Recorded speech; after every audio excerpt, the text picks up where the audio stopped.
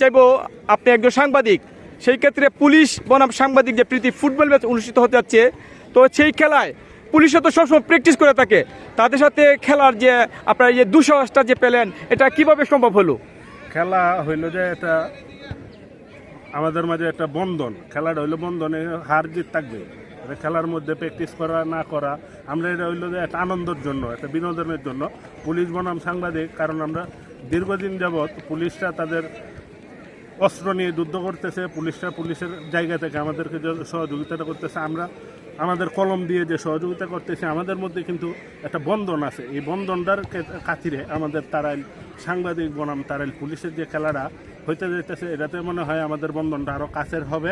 হার জিত থাকবে, হার জিত খেলার মধ্যে এটা থাকবে, এটা নিয়ে আমাদের কোনো চিন্তা নাই। কিন্তু আমরা সাংবাদিক যারা আছে এরা খেলা জিতার অত্যন্ত মেধা এবং দক্ষতা নিয়ে মাঠে নেমেছি। ঠিক আছে, ধন্যবাদ এসিটিভি সাংবাদিক সহ সকল সাংবাদিকবৃন্দকে।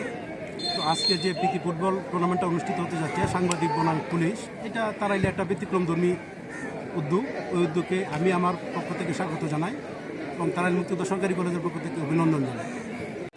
আসলে পুলিশ বনাম সাংবাদিক আজকে যে প্রীতি ফুটবল ম্যাচটি অনুষ্ঠিত হচ্ছে, এটা নিঃসন্দেহে আমি বলবো যে তারাইলের গণমানুষ এবং তারাইলের এই যে পুলিশ সাংবাদিক বা আমরা যারা কাজ করি বিভিন্ন অঙ্গনে, তাদের সকলের জন্য একটি ভালো দৃষ্টান্ত রাখে, সামাজিক বন্ধনে আবদ্ধ করতে সহায়তা করে, মাদকমুক্ত সমাজ গঠনে ভূমিকা রাখে। এই প্রতিবাদ্যকে সামনে রেখেই তারাইল উপজেলার সকল স্তরের সাংবাদিক এবং তারাইল থানা পুলিশ যৌথভাবে একটি প্রীতি ফুটবল ম্যাচ আয়োজন করে আজকে অনুষ্ঠিত হয়েছিল।